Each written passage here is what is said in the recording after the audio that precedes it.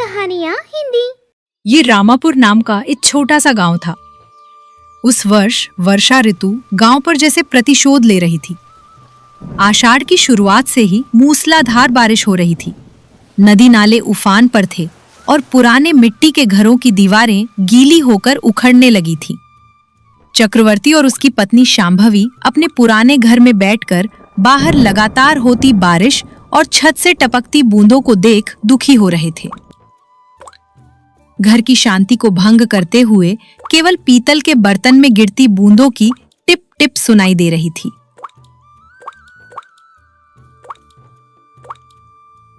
तब चक्रवर्ती की पत्नी शांभवी ने कही, हे जी, देखिए ना, ये बारिश तो थमने का नाम ही नहीं ले रही।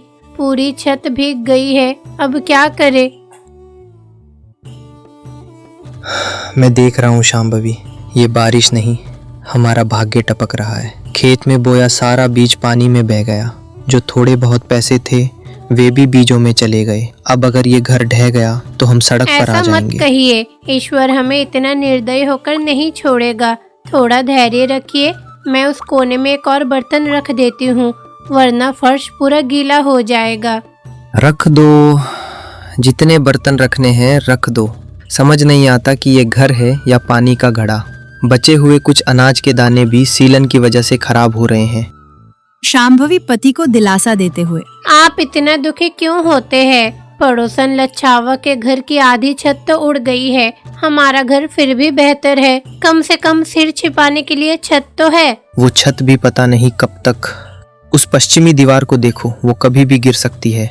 इस बारिश में बाहर जाकर सहारा देने के लिए कुछ लकड़ियां भी नहीं ला पा रहा हूँ। ठीक उसी समय दरवाजे के सामने एक बैलगाड़ी के रुकने की आवाज आई।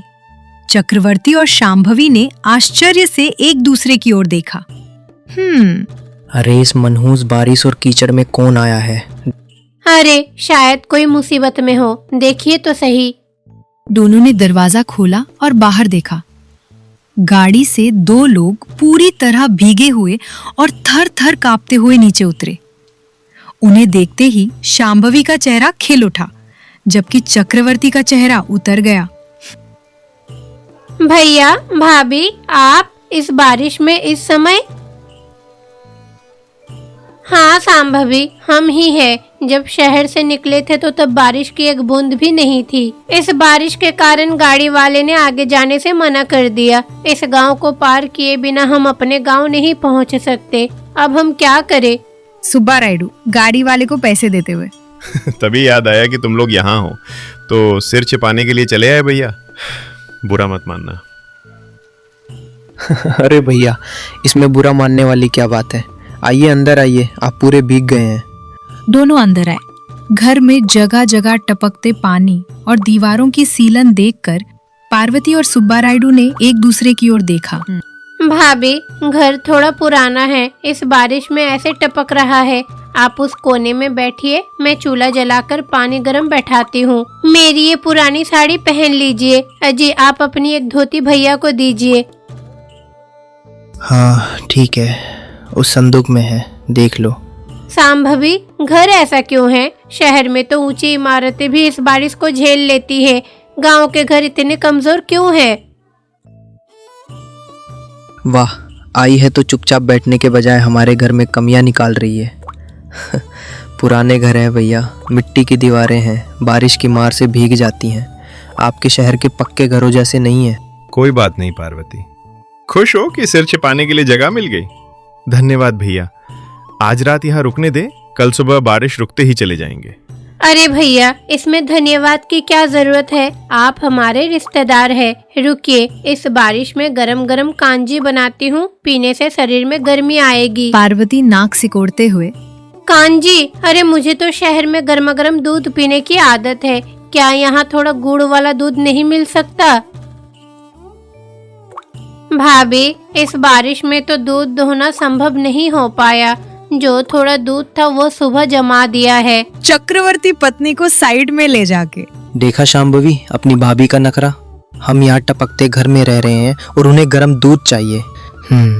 जाने दीजिए, शहर की आदतें हैं ना, बेचारी परेशान हो रही है, क्या करे। अगली सुबह बारिश अभी भी जोरों पर थी। जब शांभवी किसी काम से आंगन में आई तो पड़ोसन लच्छवा ने दीवार के ऊपर से झांका। अरे सांभवी, रात को तुम्हारे घर में हलचल हो रही थी, कोई रिश्तेदार आया है क्या? मेरी भाभी और भैया आए हैं, शहर से अपने गांव जा रहे थे, बारिश में फंसकर यहाँ रुक गए। ओहो, इस कड़कती बारिश में टपकते घर में रिश्तेदार, तुम्हें तो अच्छा काम मिल गया। आप ऐसी बातें मत बोलिए, वो मुसीबत में आए हैं। मुसीबत में आए हैं या तुम्हें मुसीबत में डालने आए हैं, किसे पता। मेरे पति कह रहे थे कि वो सुब्बा राउडू इंसान ठीक नहीं है। शहर में व्यापार के नाम में पूरे गांव से कर्ज लेकर खा गया है। अब लेनदार पीछे पड़े हैं तो बचकर भाग रहा है। अरे क्या ये सच है? मैं झूठ क्यों बोलूंगी? उस पार्वती को देखो, गले भर गहने पहनकर घूमती है। वो सब लोगों को लूट कर जमा किया हुआ धन है। तुम जरा सावधान रहना, तुम्हारे घर में जो भी रुपया पैसा है उसे छिपा लो, समझी बेटी?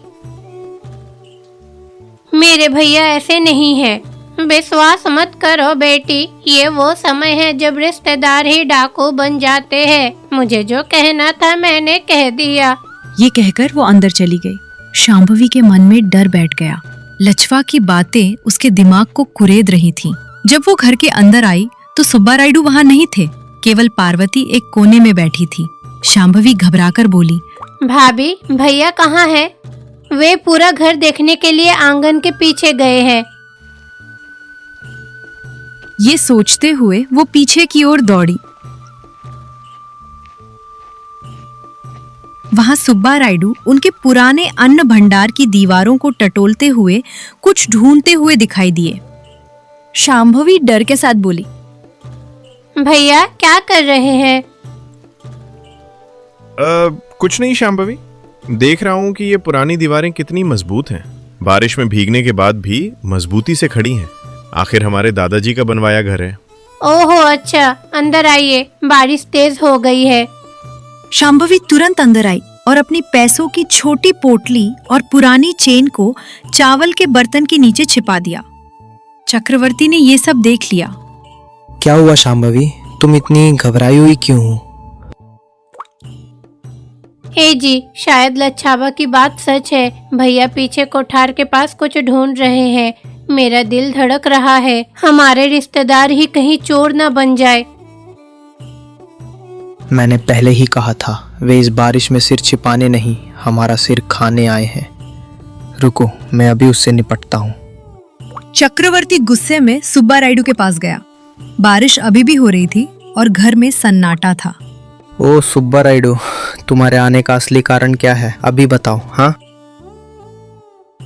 क्या हुआ भैया, तुम इतने गुस्से में क्यों हो? हाँ, नाटक मत करो। पूरे गांव में चर्चा है कि तुम शहर में कर्ज करके भागे हो। क्या उन कर्जों को चुकाने के लिए इस बारिश का फायदा उठाकर हमारे घर में चोरी करने आए हो? जल्दी बताओ।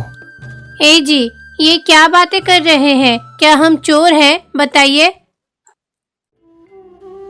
तो और क्या भाभी, मेरे पति ने सुबह देखा है, भैया कोठार वाले कमरे में कुछ ढूंढ रहे थे। क्या आप हमारे घर कुछ चुराने आए हैं? शांभवी, तुम भी? ये कहने के लिए तुम्हारी जबान कैसे चली? जबान नहीं, सच बाहर आ रहा है। जब से आए हो घर को चोर की नजर से देख रहे हो। तुम्हारी पत्नी को गर्म दूध चाहिए। क्या हमें कमजोर समझ रखा है? इसी वक्त इसी बारिश में हमारे घर से बाहर निकल जाओ। अरे सांभवी, मुझे माफ कर दो। मैंने शहर की आदत में कुछ कह दिया होगा, लेकिन तुम्हें नीचा दिखाने के लिए नहीं। रुको पार्वती, रो मत। जब हमने गलती नहीं की है तो डरना कैसा? हाँ भैया, तुम जो कह रहे हो वो सच है। मुझ पर शहर में कर्ज है, व्यापार डूब गया है। देखा शांभवी, मान गया। पूरी बात सुनो। मैं कर्ज में हूं, ये सच है, और मैंने कोठार में कुछ ढूंढा, ये भी सच है। क्या ढूंढ रहे थे भैया? चोरी करने के लिए नहीं शांभवी, ये हमारे पूर्वजों का घर है। मेरे पिताजी ने मरने से पहले मुझसे एक बात कही थी, बेटा, अगर कभी परिवार पर कोई बड़ी मुसीबत आए तो हमारे पुराने घर के कोठार में पश्चिमी दीवार के आला के नीचे तीसरी ईंट निकाल कर देखना, हमारे दादाजी ने हमारे लिए कुछ छिपाया है। चक्रवर्ती और शांभवी हैरान रह गए। व्यापार डूबने के बाद मुझे ये बात याद आई। तुमसे मांगने में मुझे शर्म आ रही थी। ये बारिश ईश्वर बनकर आई और मुझे यहाँ रुकने पर मजबूर कर दिया। इसलिए जब कोई नहीं था तो मैं देख रहा था कि वो ईंट कहाँ है। मेरा इरादा चोरी का नहीं, अपने अधिकार, अपने दादाजी की संपत्ति को ढूंढना था। क्या ये सच है? विश्वास नहीं है तो अभी चलिए, मैं आपके सामने ही देखता हूँ। अगर वहाँ कुछ नहीं मिला तो जैसा तुमने कहा मैं चोर हूँ। इसी बारिश में अपनी पत्नी के साथ चला जाऊंगा। चारों कोठार में गए। बारिश का पानी वहां भी टपक रहा था। सुब्बा रायडू सीधे पश्चिमी दीवार के पास गए। वहां पुराने आले के नीचे की ईंटें गिनी। 1 2 3। भैया, यही वो ईंट है।